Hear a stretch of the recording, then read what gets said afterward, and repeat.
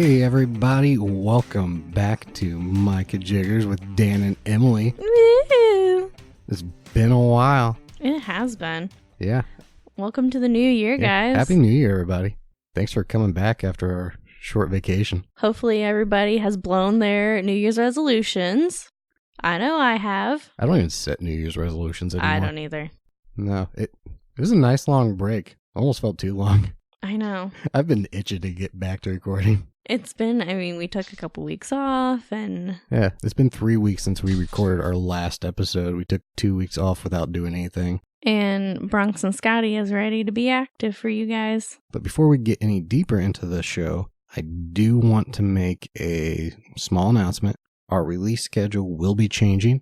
We had been releasing episodes every Thursday. We're going to change that to every other Thursday. So this episode will be coming out on January 16th. The next episode will be on January 30th and every other week after that. We hope you guys don't mind, but this gives us more time to, make better content for you. Yeah, and the release schedule is just killing me. Me too, but we're really doing this not only for us, but we want to bring you guys the best that we can. Yeah, we both have full-time jobs, and you have a second job. Trying to make a good show every week, and on my end, get it edited and released on time, and then come up with content for the next show. It was just a struggle. We think we can give you a better show if we just take it easier and do it every other week, and also it gives us time to just be friends too. Yeah, we hope you guys understand this, and we appreciate you guys so much, and hope this turns out so much better, because this is something we both really like doing. Oh, and while we're making announcements, we got a YouTube channel. Yay! At this time, we're not really planning on doing any video blogs or anything, but apparently there's a lot of people that listen to podcasts on YouTube. I do. So we're just uploading our usual episodes to YouTube. There will be a little bit of art to go with it, but not really that much. It's just another way for everybody to enjoy the show. Hopefully you guys like the platform, because, YouTube is so widely searched. I'm trying to get us on Pandora. Cross your fingers. I'm working on it. Ooh. I'm still waiting to hear back. We'll let you know if we do. But as always, you can check out Micah Jiggers podcast on Facebook for any updates. And the YouTube channel is also Micah Jiggers podcast. And you'll know it when you find it, because it's got our nice little cartoon faces like any other podcast platform. Yeah, maybe some episodes Dan can put Scotty and Bronx on there. Yeah, maybe. I know I'm working on a few things. I don't want to give away any surprises, but we'll see what comes up in the future. Check back soon, guys. Yeah, but anyway, I got so bored while we were on break that I sent Emily at one point a poorly photoshopped image of her dog with a lightsaber. Oh, way to segue in there, Dan. What are we doing today? Yeah, today we're going to be talking about Star Wars. Ooh. Yeah, big episode. Emily has never seen Star Wars up until now. Yeah, I don't know why. It was one of those movies that never really appealed to me. I understand people's the fan base about it. I don't get hugely excited about movies. I love watching movies, but Star Wars was one of those that I was never oh, I have to see that. But before we get into that, why don't we start off the show in our usual fashion with some what the fuck news? Ooh, it's gonna be, I don't know about yours, but mine's really fucked up. Some of these are kind of older stories just because we took some time off, but they're funny and we wanted to share them. Yeah. Or not even necessarily funny, they're just what the fuck. Yeah. My first one is from the Orlando Sentinel. Florida man wakes to find intruder sucking his toes. Before you get into that, I feel like I should text my brother, since he's in that area, to see if he knows about this. You think it's him doing it? Yes. The Manatee County Sheriff's Office said the Hold on. Manatee? Yes. Go on. They said the victim was sleeping in his bedroom on Christmas Eve, so happy holidays, and was woken up by an intruder, and he asked the intruder what he was doing, to which the intruder answered, quote, "He was there to suck toes."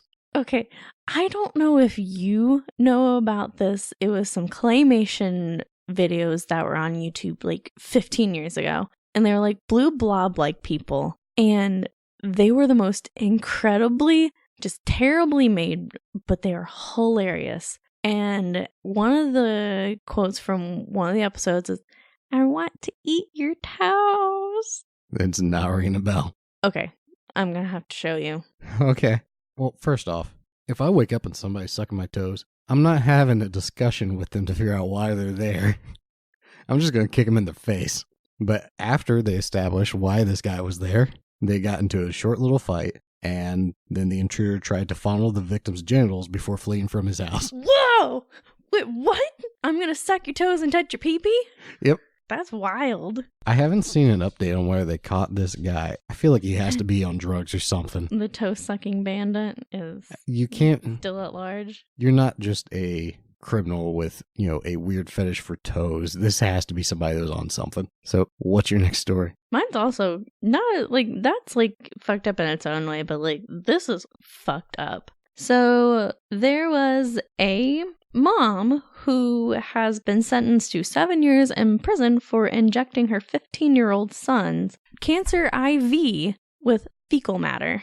In 2016, this boy was in this hospital for leukemia treatments, and he was discharged and sent home, and then a few days later was brought back because he was vomiting, had a fever, and diarrhea. And so they were like, why is this kid not getting better? And they did like blood tests, and they're like, okay, well, there's bacteria in your blood that he had a bacterial infection and sepsis because of this. And so they monitored his room, and they watched the mom inject his line with some substance, and it turns out it was the kid's own shit. She kept in a bag in the hospital bathroom so he could be moved to the intensive care unit because she believed that the treatment would be better there.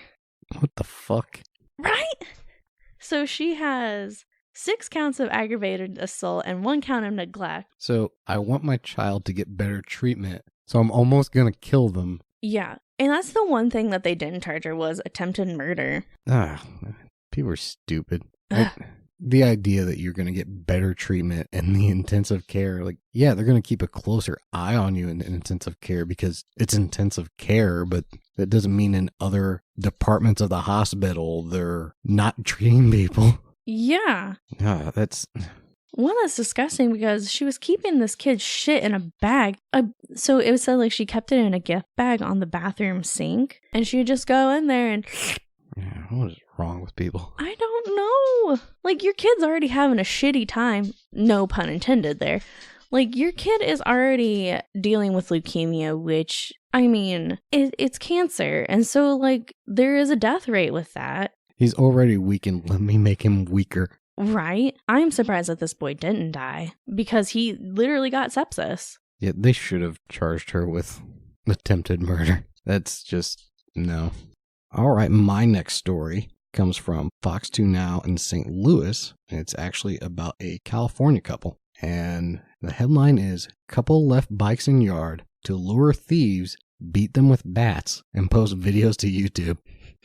Because that's what if you want to really incriminate yourself, guys, post your videos to YouTube. Okay, I don't have a whole lot of sympathy for the people that were trying to steal bikes. Yeah, fuck them. I mean, this is what they've done is illegal, but if you're trying to steal a bike, you kind of deserve what's coming to you. Just leave them alone and you won't get beaten. Yeah, so here's the full story. California couple Savannah Grillett, 29, and Corey Cornnut, 25. No. Yes, his name's Cornnut.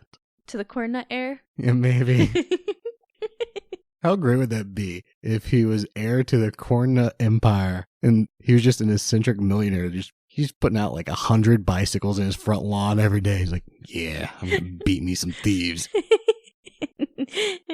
They were arrested on suspicion of assault with a deadly weapon and conspiracy in connection with the series of at least 4 beatings between July and November. People shouldn't be stealing bikes. And the police official statement on it. In the videos, it appears as if the suspects planted a bicycle in the front yard of their residence unsecured, and waited for someone to try and steal the bicycle.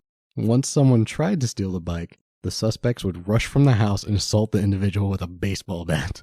Okay. I don't want to see these people's YouTube videos. I want to see their neighbors' YouTube videos of the people rushing out of the house with a bat to beat somebody. Oh, that'd be so good. I don't really have a whole lot to say on that one other than... Hey, people, don't fucking steal bikes or else you're going to get beat.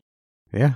Now we're going to try a segment inspired by our last episode, episode 15, a sugar daddy relationship. You gotta say it.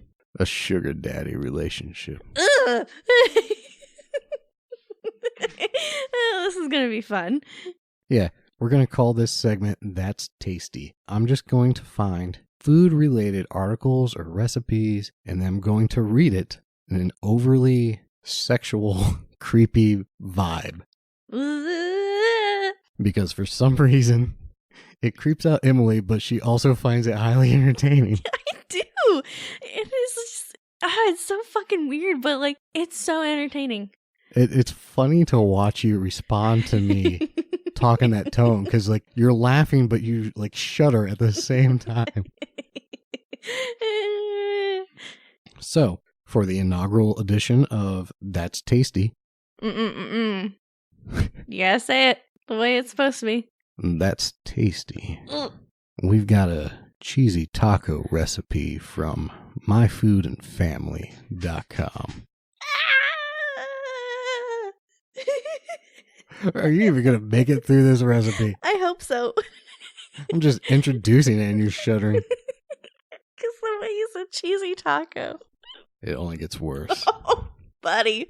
Let's start with your ingredients. You're going to need a pound of ground beef, a quarter cup of water, 1 package of Taco Bell taco seasoning mix,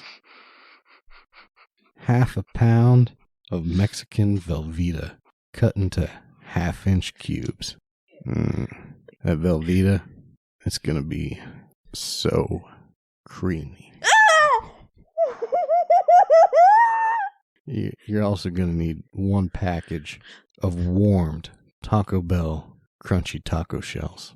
Okay, just a stopping point here. If you guys are gonna listen to this, you have to listen to it with headphones on because it makes it so much fucking weirder. Dan's across from me, and like if I like my headphones just slipped off and like I could hear him, but it's so much weirder when your headphones are right on your head.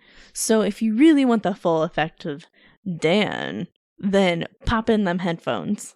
Okay, your last ingredients: 1 cup shredded lettuce. 1 cup chopped tomatoes, and 1 cup Taco Bell salsa. And you're going to want that salsa thick and chunky. No! I don't know why I lost it on the shredded lettuce. Now you got your ingredients. You're going to want to start cooking it. You're going to start with your ground beef. You're going to take that meat and brown it in a large skillet. Then drain. Stir in the water and your seasoning mix. Now add that Velveeta. You'll want to stir frequently. Get some nice wrist action in there. And cook until that Velveeta is completely melted.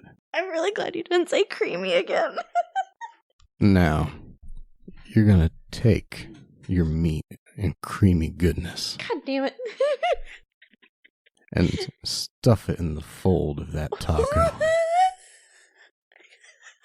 Now, top it with your lettuce, tomatoes, and salsa. Put your mouth on that taco and start eating. And don't be afraid to get a little on you.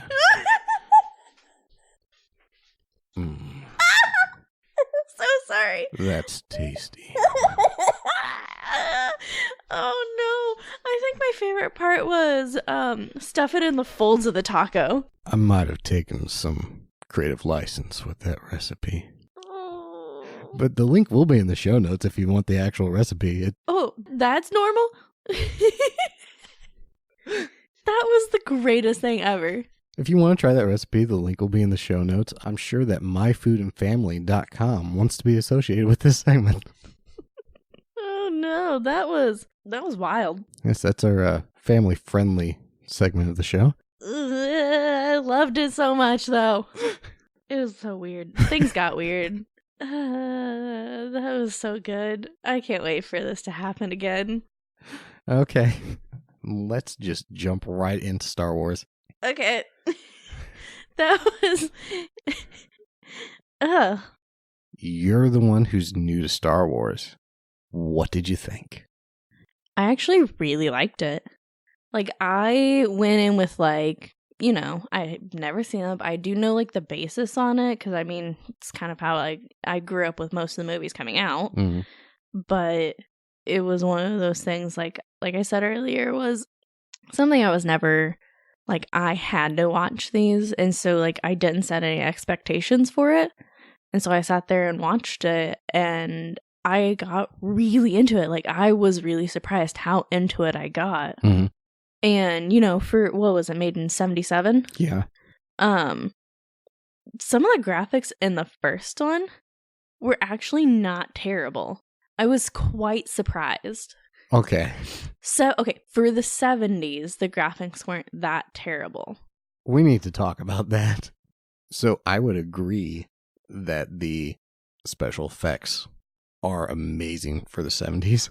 I can't wait to talk about the second one because I did watch like the first like 20 minutes of it.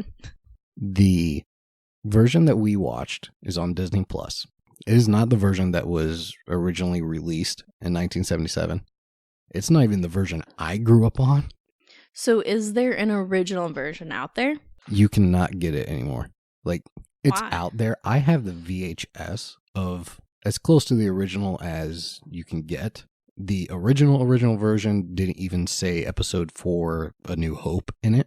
Okay. That's the version most people have seen, is the one I have on VHS. Mm-hmm. But like when it came out in theaters in 77, it didn't have that. Not originally, because George Lucas always wanted to do a series, but they weren't sure if it was going to be successful enough. Yeah. There wasn't a lot of faith in the movie because people were like, this is kind of weird. Yeah. Once it just became a pop culture phenomenon, very quickly they were like, yeah, you're making a sequel. And then George Lucas was like, okay, then we have to set this up as the way I originally envisioned it. Which brings me to the special effects. Okay. In 1997, George Lucas had more money than God Yeah.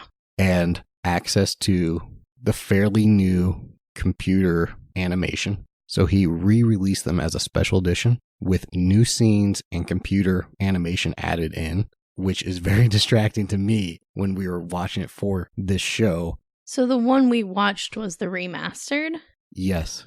Anytime that you see people riding like animals, like giant lizards and stuff, that is all I thought that added. looked a little too smooth, considering I don't want to get into the second episode, or episode 5, but like you could tell a difference. Some of those animals were in the original version. They just weren't moving around a lot. There's one in this special edition that like rears up on its hind legs. It's very distracting for me because I was expecting the movie to go one way, and I don't think I've ever seen the special edition in its entirety. So this stuff kept popping up. I'm like, what the fuck is that? Like, I watched this movie so many times as a kid that I like have it in my brain. Yeah. And then I'm just like, whoa. So do you think it's one of those things like I need to go and watch the old version of it? If you can find it, I mean, I only have it on VHS, which Who has a VHS player? Hardly I anymore. do, but I have the think- whole entire original trilogy on VHS. I think my brother does too. I think you would appreciate the quality of the special effects they actually did achieve in the 70s if you saw that version. So technically you have seen the older version of it then, and the graphics were still well done. Yes, I would say the changes they've made to this version make the original graphics look worse just because of, in comparison to computer animation, Mm-hmm. they're not that impressive, Yeah. but they're pretty damn impressive. Like, there's the dog fight at the end of the movie. Mm-hmm. They did all that with models. That's not computer animation. Like, it's not like they completely remade the movie with computers. A lot of those special effects are in there. They've just kind of touched them up a little. It's amazing. It was ahead of its time, and they invented technologies for it. They invented an entire company, ILM, Industrial Line Magic. Okay. That is pretty much the industry leader for like computer effects. They do the That's Marvel awesome. movies, and most of what you see in today's movies and special effects, That's awesome. it owes its lineage to Star Wars. It definitely was an opening to something greater, and I now have like a better appreciation of the movies because I mean they made this first movie not knowing how it was going to turn out, and you know, was there 9 movies now? More. There's the 9 main movies, 2 recent spin-off movies, and then 2 other spin-off movies they made back in the 80s. You should watch on Disney Plus, everybody. I believe it's called Empire of Dreams. It's a kind of documentary looking back on the making of Star Wars, and you get a much better idea of the kind of special effects they were doing back in the day. You'll really appreciate how genius they are. Do you know what their budget was for this movie? Off the top of my head, I don't know, but they definitely stretched their money. I don't think it was a shoestring budget, but they weren't. It was something a lot of people weren't like confident in. So like, yeah. And the studios have changed a lot since then. Like at that point in time, they weren't putting the money into movies that they are now. I mean, they still put like millions of dollars into movies, but today's like Marvel movies, their budgets are just insane. But they know like especially like those main ones, they knew that they're not going to tank. Yeah. And the budgetary and technological restrictions of that time really pushed them to be more creative and imaginative on their solutions. Mm-hmm. You should watch Empire of Dreams. It's okay. Amazing just what they came up with to solve problems. I'll have to take a look at that. Yep. Why don't you just go into like just how you felt about Star Wars now that you've seen it? So there are a few things like, you know how it like the cut scene, like, you know, a cut from scene to scene. Mm-hmm. That one, that is some like, does that travel through all the movies the way it cuts through? The way it kind of like slides across. Yes, that is. So that's just like a statement of the movies. Yeah. Or a staple of the movies. That was George Lucas. A lot of the original Star Wars is kind of an homage to earlier, I don't know, 30s, 40s type sci-fi serials. Okay. So that was kind of something they did back in that time. Okay, because that was one, like, I didn't know if that was, like, intentional, if that was going to be present through the rest of the movies, because it made it feel like it was a little too jumpy at parts. No, that is something that will carry over even into the newer ones. It's just the language of the films. Okay. Overall, I give it a 10 out of 10. I really liked it, and I am ready to watch the next ones, and I really, like, I don't know if it's just me being a female with Princess Leia in the first one. I kind of like her attitude because she just comes off as this badass bitch and just isn't going to take somebody's shit. Mm-hmm. But I also think that's Carrie Fisher at her finest. And I really liked how she was like, oh, I don't need this. Like, you know, Han Solo is cocky. Like, he is a cocky man. And you can see him soften a little bit, but like he'd still be like, oh, I am like a master pilot. I'm going to save your ass. Mm-hmm. And the line that she says in the beginning, oh, you came in that? You're braver than I thought. It had been a while since I'd seen A New Hope, and when they rescue her, but then they get pinned down by stormtroopers, she's like, nice rescue, guys. She's sassy and I like it a lot. Yeah, is she like that throughout? Or they make her tone it down? She is like that. She doesn't get much to do in Empire Strikes Back, but she has a bigger role in Return of the Jedi. Okay. I definitely wasn't expecting Obi-Wan to disappear so quickly in the first one either. Mm-hmm. But like I knew he wasn't like I know he's a big part of it, but I knew that he wasn't present for a part of it. I don't know. I like that. I like how the characters come together in a very unconventional way. Mm-hmm. And then, you know, being complete strangers, we're going to help each other out. I really liked watching the Death Star blow up, though. Yeah, the Death Star is so cool. There was a lack of, when they were, you know, trying to blow it up and watching everybody like explode, and the lack of like, my friends, they're dead. They just kept going on. There was like a lack of like empathy, like, you know, Luke's childhood friend just died before his eyes. Yeah, I'm trying to remember how much of his friend was in the original. I know his role has been expanded over the years. I think they've taken some stuff out. Like, also with the fact, like, this random kid comes in there like, you're a pilot, let's go. Like, okay, you're just gonna throw, like, you don't know his skill set, you're just gonna throw him in a ship? On a critical mission. Yeah. And what's funny is you've never seen him pilot anything up till that point in the movie. Just besides that little, like, hover car that he had. Yeah. That was it. Which that is another thing that they amazingly did in the 70s, and that effect, most of that that you saw, that's how it looked like in the original. Like, so very little did they actually touch up in the 90s, but like they kind of enhanced. Yeah, it's more adding computer characters when it looks like something that was obviously a computer. Like Han talking to Jabba the Hutt, that scene's not in the original. But yeah, talking about Obi-Wan. Mm-hmm.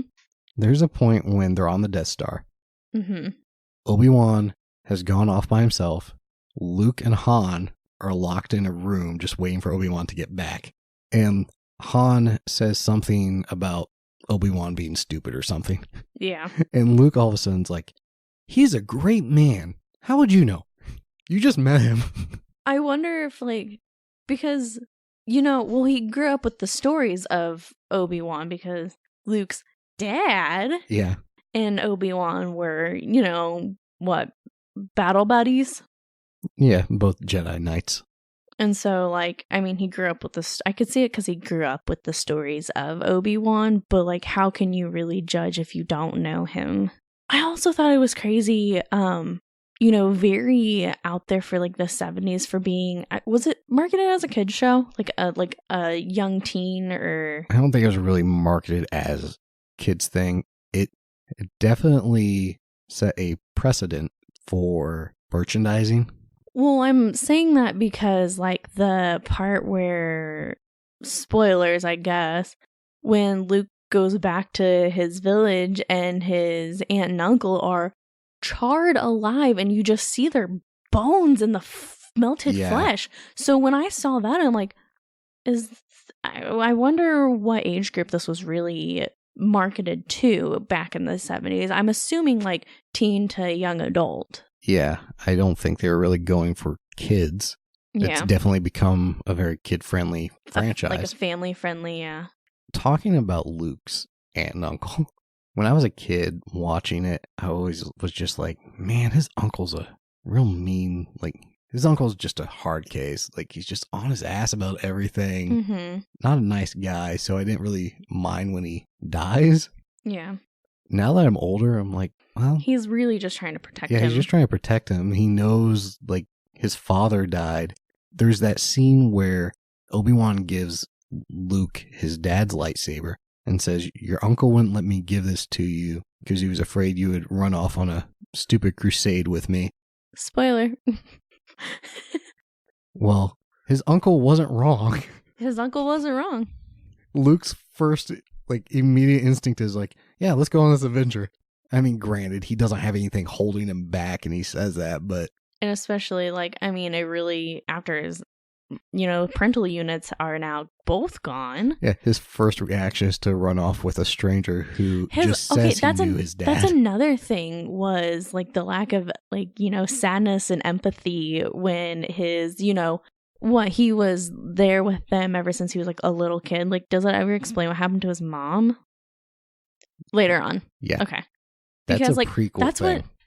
This is what I'm, like, really excited about, is knowing how it started. Like, I'm really excited to, like, get to, like, 1, 2, and 3 because I want to know how it starts.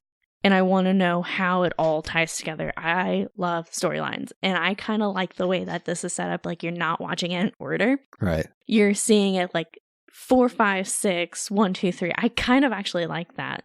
I thought about us watching them in chronological order, but I really feel like people should enjoy them in the way that they were first made. released. Like, that gives you the same experience that everybody else had. Yeah.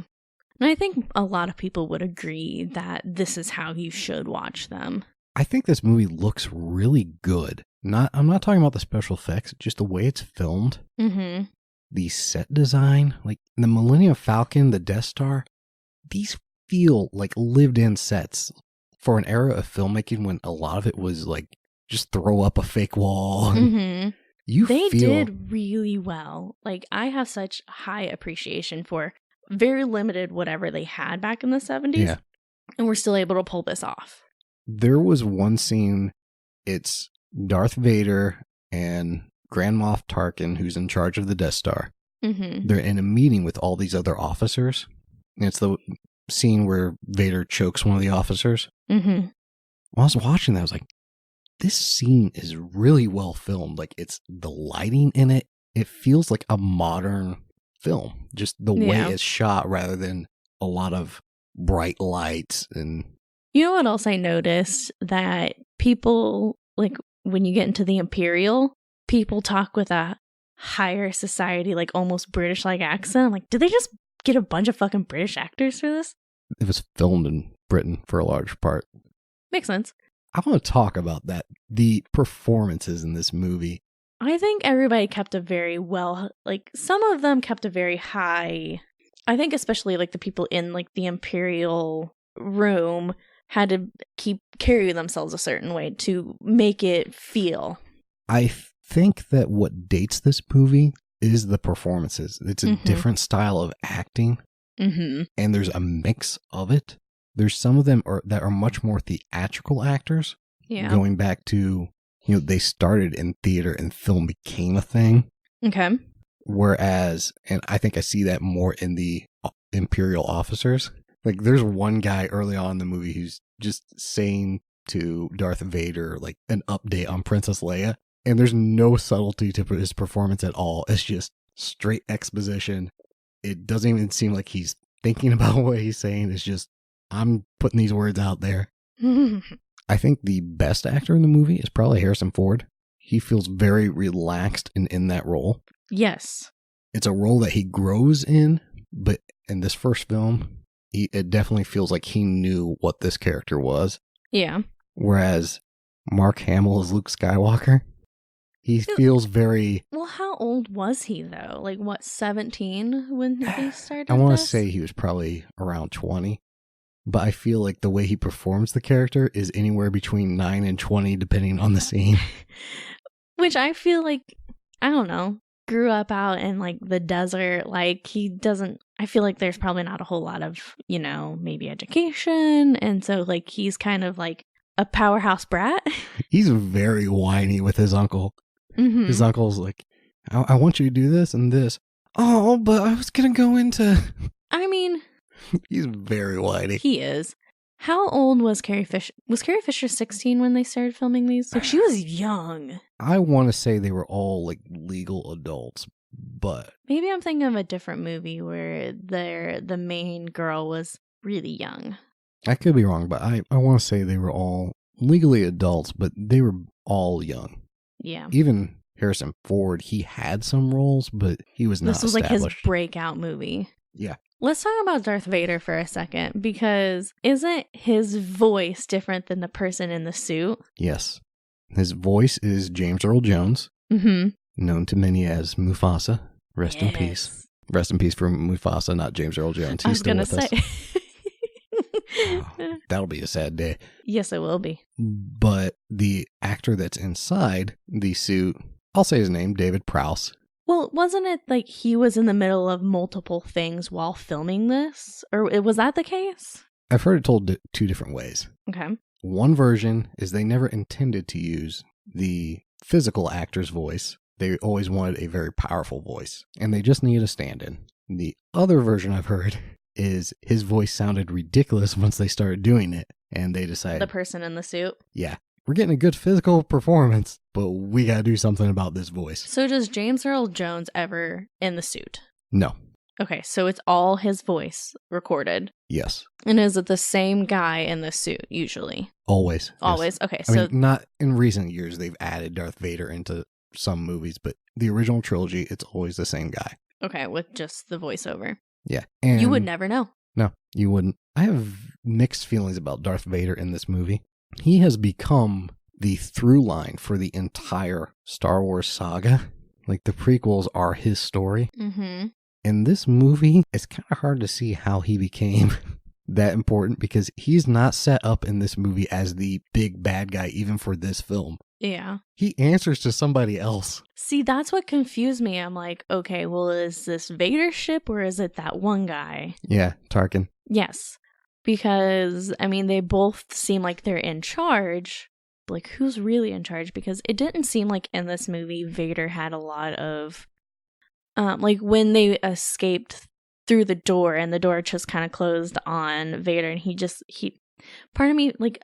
I could see, like, they were intentionally doing it, but also, like, he didn't give much effort to try and stop anything. And that was just kind of my outlook on him on the movie. Like, I like Vader, and I hope to see, like, how he rounds out in the movies. But, like, that one, he was very, like, eh. Yeah. I mean, he's a force in the movie. Literally. He's very, yeah, he's very imposing. He doesn't really do a whole lot. I mean, he does have some involvement in the final dogfight. Princess Leia, even at one point, describes him as being on Tarkin's leash. Yeah. I'm like, wow, I never really thought about it, but he's basically the henchman in this movie. If they very could have easily made more Star Wars movies and never brought that character back. It could have just been a different villain every movie. Mm-hmm. It's interesting to me that character grew and became the bad guy. I think that probably has something to do with, like, public reaction to the character. I don't know. I'm really excited to see the next ones. Yeah. The cantina scene where they meet Obi-Wan and Luke go and they're looking for a pilot, and that's where they meet Han. Yeah. That's another scene where it took me out of the movie when I watched this version, because it's going around the room, it's showing all these aliens. I was just like, what the fuck was that? That's not in the movie. And then... See, that's the thing. I would have never have known. Yeah. And that scene is very well done. I only know because I've seen that scene so many times. I was just like, what? The fighting that, because Han breaks out and, like, you know, chops that guy's arm off and, like... Or Obi-Wan. Yeah, sorry. Obi-Wan, like, chops that guy's arm off. But, like, it just seemed messy. Mm-hmm. And, like, the camera angles were not that great. So, like, that was kind of like... I was sitting there like, what the fuck just happened? Yeah. That one always confused me because as a kid, I was like, okay, I guess it was the one guy's, like, cohort that got his arm cut off because it's a hairy arm, but the guy that was arguing with Luke is not a hairy guy. Yeah. But he had, like, a baboon-looking friend with him. It's not well shot. I was going to bring up that scene. It tells you a lot about the quality of this place. That somebody gets their arm sliced off and everybody just immediately goes back to drinking. 5 minutes later, Han shoots a guy in the bar and nobody reacts. Do you think it's because, I mean, it's only Jedi Knights that have lightsabers, right? Yes. At this point in time in the galaxy, many people are only vaguely aware that Jedi exist. And if they are aware of them, they're like a rumor or myth. Do you think it has anything to do, like, I'm not going to fuck with that guy because we now know who he is? Or, and then Han might just be, you know, this is just some asshole with a gun. I think it's just a harsh place. Obi-Wan does describe it as a wretched hive of scum and villainy. Yeah, he does. I think they just see it on a daily basis and like, oh, yesterday we had a guy get skinned alive in the bar. Like, yeah. Yeah, I think that's just how their life goes. You work in a bar. Can you imagine if somebody got shot and then everybody else just like, no, I'll just have another one? I couldn't. Maybe if it was like Momster days. And no one's even concerned about cleaning it up. The floor rats will get it. Yeah. Floor droids. The sand people. Not the sand people, but like those little... Jawas. Yeah. They'll probably use it for something. I love the negotiation between Obi-Wan and Han, because Han wants 10,000 credits to take them to Alderaan. Obi-Wan and Luke are both like, no, that's too much. And then Obi-Wan says, we'll give you 2,000 now and 15 when we get there. And Han takes it like a sucker. Yes. Once you're there, what guarantee is there that you're going to get that 15? Especially when you're obviously a smuggler and criminal, you're not going to like any cops or anything to turn them in. I just like that they were accepted onto the Death Star so easy. Well, I think that was... Okay, here's what I think happened there. We find out in the film that they're allowed to escape so that it can be tracked to the Rebel base and figure out its location. Yeah. Were they let on because they thought they were going to move stuff for them? I think why they were let on is because at this time the Death Star is supposed to be a secret. Mm-hmm. And here's this ship flying by that's like, what's that? So I'm sure they're just like, okay, we're taking this ship on board, and anybody on it, they're not ever speaking to anyone ever again. Yeah. I feel like this movie moves really fast. That's one thing I noticed is it doesn't linger in one place too long. No. But what I was going to say is I like that in the ending there when the Death Star was trying to come upon the secret planet or the moon or whatever their hideaway is. I like that it didn't, like, the ship wasn't moving in hyper speed and, like, ran around that planet. Like, it took, an hour to come around the side of the planet to see it? Something like that. I like that it was, like, using space. Things revolve. Right. And it takes time to revolve around a planet. So I like that it used that, like, we're going to move around this and just blast them. No, it actually had to take time to come around this planet. How about when they test the Death Star on Alderaan? Oh my God. I thought it was a joke at first. And then when they're like, sorry to hear about Alderaan, I'm like, oh, goddamn. I remember when the special editions came out and people were showing, like, images online of the differences. There was one where somebody circled the explosion of Alderaan and, like, one of the specs and said, oh, look, in the special edition they added Leia's father. Phew. Yeah. It's a dark joke, but it's funny. How about that as what an asshole that villain is. Like, that is a lost character. Like, he dies in the movie. He's so hateable. He tells her, whatever. Tarkin. He tells her, we're going to blow up your planet unless you tell us where the Rebel base is. And then she lies, but she tells him something. Mm-hmm. And he blows it up anyway. Like, what a bitch. I love his reasoning, too. He's like, oh, the planet you told us is just too far away to be an effective demonstration. We gotta blow up this planet. What a bitch. Yeah. What did you think about Vader and Obi-Wan? The fight? Yes. You could tell the history between them. Mm-hmm. You could really see that they didn't want to fight, but it was like an inevitable scene that, this is what it came to. And knowing that the way that Obi-Wan just kind of dispersed was kind of neat and makes me think like something else is going to happen. Mm-hmm. And he's just gonna, like, it's some kind of metamorphosis and he's gonna, like, come back and, like, but I don't know. I really don't know. Maybe. And the way that you're looking at me, I know that he does. But it is something I honestly did not know if he would or not. But, like, you knew he intentionally did it. And Vader kind of knew that he couldn't have that power. Yeah, I love the way that when he disappears, Vader goes over and he's, like, kicking the robes like, what'd you do, shrink? Like, he's just not quite sure what happened there. Yeah. But, like, you could tell they were, like, what he say, like, that was his old master. Yeah. They really didn't want to fight. Like, it was something that they did not want to do, but, circumstances came and they had to do something. Mm-hmm. Like, Vader didn't want to portray himself as, like, weak. Like, this is my master. I'm going to kick his ass. I love how the Imperial officers have no respect for his religion, they call it. Yeah. The Force. Yeah, the people call him a wizard and call them tricks. Yeah, he chokes the shit out of them. Like, yeah. You're really going to disrespect this powerful being? It can't be the first time any of them have heard of him choking somebody, like, from across the room. And then the fact, like, when they're, when he's talking to the people down in the detention center, and he's choking the guy down in the detention center, and he's all the way, who the fuck knows? Yeah. And, like, you're really going to make fun of him, and he can reach you from miles away? Yeah.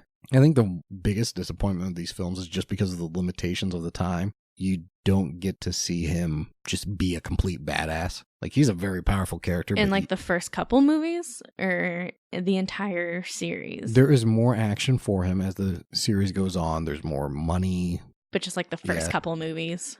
This first one is just, one, there's not a lot of room for that, but how much of a fight is he going to have against an older actor at this time? They can't replace a face. Yeah. So that lightsaber duel could have been a little cooler, but they get better as it goes on. You should watch Rogue One. Next, or? Well, we're kind of saving the other movies for future episodes.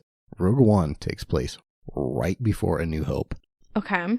So it's not really spoiling. There's not much from the prequels you're going to have spoiled. It's its own spinoff. And you really get to see, very briefly, Vader just lay into So people. it's not going to mess up 1, 2, and 3? No. It's, yeah, it's not really that So, connected. like, I could have watched it without seeing any of the movies. Or should you, at least A New Hope? Yeah, you need to see at least A New Hope, because Rogue One is about how they got the plans for the Death Star. You know? It's a heist movie, basically. Because I was wondering that, because when they were doing the fight scene at the end, they were calling the ships Rogue 2. Mm-hmm. And I was like, oh, I wonder if this has anything to do with Rogue One. Well, there's also the X-Wing pilots in this movie. Mm-hmm. There's, Red 5, Red 4. Yeah. Luke is Red 5. That part of that movie doesn't make sense. They're just like, okay, we just met you. We're not even sure if you're a spy or not, but sure, hop in a ship. Yeah. And they can't be cheap. No. You gotta figure it's equivalent to, like, one of our fighter planes. It has to be. You don't have somebody just show up on a aircraft carrier and say, hey, can I try out one of those ships? I'm a really good bush pilot. That guy over there knows me. Yeah. I love that. His friend Biggs is like, oh no, he's good. He's the best pilot I've ever seen. Okay. That's all the references I needed. We don't need to put him in a simulator or anything. No, why would you? Okay, so wrapping up our discussion of Star Wars, where are you hoping the series goes? You obviously know there's a 4 and 5, and there's a whole prequel trilogy, and now we got newer movies. What do you want out of the rest of this original trilogy? I really want to know Luke's background. Like, I want to know why Vader is there. I want to know how, like, why the Jedis are considered a myth. Mm-hmm. I want to know, I just want the characters to round out to make more sense, especially since 4, 5, and 6 kind of jump in the middle of it. I want to see pieces come together. Like, I need character backgrounds. I'm very into, like, reading up on people, and I really hope that this can help me. Mm-hmm. Because I know bits and pieces. Because, I mean, like I said, it's always been there ever since, like, I'm only 24. Mm-hmm. But, like, ever since I've been growing up, Star Wars has been massive my entire life. And I know my brother has seen them, and I now have friends that are really hugely into them. So I want to know what they know. Okay. Anything specific for, like, the main 3, Luke, Han, Leia? Just how their relationships all grow together. Okay. And how they, cope with everything, and how they grow into their characters. Like, I want to see the characters develop. Like, I'm really into character development. That's, like, my big thing. I think one thing I like about Han, he's always a scoundrel, but he does grow over the series. Even in this movie, he has that arc of, at first, he's only helping them because he's in the same shit situation they're in. They're stuck on the Death Star. Yeah. Like, they paid him, and then he should be done, but his ship is stuck on the Death Star, so he kind of has to help them. Yeah. And then by the end of the movie, he he's got his These reward. people aren't so bad. Yeah, he's gotten his reward. He could take off, and he comes back in the crucial moment and helps save the day. Yeah. So knowing like he's so, anti-hero turned hero, he never wanted to be a part of that. And he goes, I kind of want to help these people. Yeah. Han's a great character. So many characters since then have been based on Han. Like, we need a Han Solo type character. Yes. Okay. So we'll just wrap up our Star Wars discussion with a little game. Okay. Kind of like when Emily has me guess bands. I have a list of 10 character names, and Emily's gonna have to tell me whether they're Star Wars characters or not. And the extra little twist is they're all characters from something, so even if she's heard the name, she doesn't know if they're Star Wars or not. Perfect. And this is also just kind of poking some good fun at the ridiculousness of science fiction names. You ready? Yes. Dexter Jetster. That's not a Star Wars name. That is a Star Wars name? Is it really? Because I was thinking of the Jetsons. Dexter Jetster. Yeah. Oh, Jesus Christ. Jadzia Dax. Real? Well, they're all real. Well, okay, they're all fiction, but... Okay, if I'm going to say real, then real Star Wars. Okay. No, that is Star Trek. I'm going to do fucking terrible at this. Grief Karga. Real. That one is. That's the Mandalorian. Bib Fortuna. I feel like that's something Jabba says. Fake. That is real. He works for Jabba. It literally sounds like something he, says. Dash Rendar. Fake. That's real. Jesus Christ, I'm doing fucking terrible. What, I've got one? Yeah. Yes. See, these are... Every single one of these sounds like somebody just laid on their keyboard. Yeah. Biff Tannen. Real. That is from Back to the Future. Fuck! I've never seen Back to the Future. And I don't plan on it either. Not something that I've ever been interested in. Count Mondego. Real. That's Count of Monte Cristo. And I've read that book too. Baze Malbus. I'm just going to start saying real for all of these. Real. That one is real. Bodhi Rook. Fake. That one's real. Fuck! I'm really pissed at myself because I don't fucking know who these people are. Oh, there's no reason for you to know most of them. It's just, that's the fun of the game, is they're all ridiculous names. It could be a coin toss. The last one. Sabine Wren. Real. That one is real. Only because Kylo Ren. Oh, it's not even related. What the fuck? It's not even spelled the same way. What the flying fuck, people? You got 3 out of 10. Yeah! We're going to have to try this on the next episode. Yes! So, are we ready to wrap this episode up? Yeah, you got some special Star Wars Urban Dictionary? I've got one, but I've got a couple others that I just found that are really fucking hilarious. So, are you ready to dust my wets? Whatever that is, I don't think your boyfriend would appreciate if I did. It's not even sexual. It doesn't sound good. It's not even sexual either. It still doesn't sound good. You ready to know what it means? Sure. To add Parmesan to wet spaghetti. The fuck? I guess some comedian said it in a tweet. When else would you...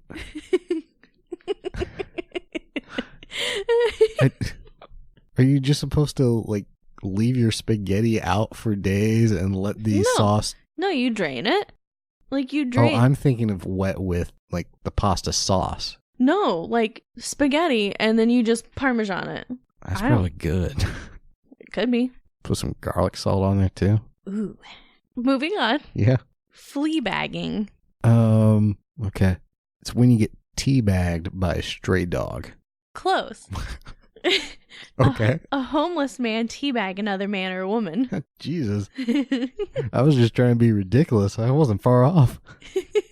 Just be happy none of these have poop in them because I got banned from saying poop jokes. I didn't ban you. I was just, can we get away from that for a little while. No, because I found some poop jokes and I couldn't use them. Use them at work. Yeah, because I can say Cleveland Steamer at work.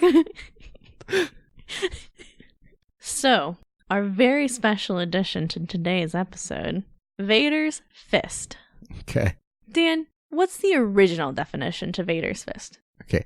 In actual Star Wars canon, Vader's Fist is a nickname for a legion of elite stormtroopers that went into battle with Darth Vader. What's our Urban Dictionary definition for Vader's Fist? Instead of fingering, one takes a whole fist and rams it into the girl's starport. Starport. Sentence. Hot damn. Lauren nearly sucked my fist into her black hole when I gave her the old Vader's Fist. Okay. I'm not sure how that's any different than normal fisting, but whatever. You ready to wrap up the show? Yes. All right, everybody. Thanks for listening. Tune in next episode. I almost said next week, but tune in next episode for The Empire Strikes Back. I'm excited. We appreciate if you can give us star ratings and reviews on iTunes or wherever you're finding your podcast. Check us out on Micah Jigger's podcast at YouTube if you want to see some episode art. Every episode I do just like a quick little episode art with our title and cute cartoon faces. Yeah. And, always we're at Mike Jigger's podcast on Facebook where you guys can leave comments and join the discussion with us. Do you guys like Star Wars? Is there a movie that you guys want us to do? What are your feelings on the series or the Star Wars series? Yeah, we're going to be doing a lot more discussions on movies. So if there's any movie, Star Wars or not, that you want us to talk about, just let us know. We're both really into movies, so this is really fun for us. Yeah, and we got Disney Plus, so that helps. Yeah. All right, that's going to be all for today. Bye, Felicia. Happy 2020, bitches. Bye, Felicia.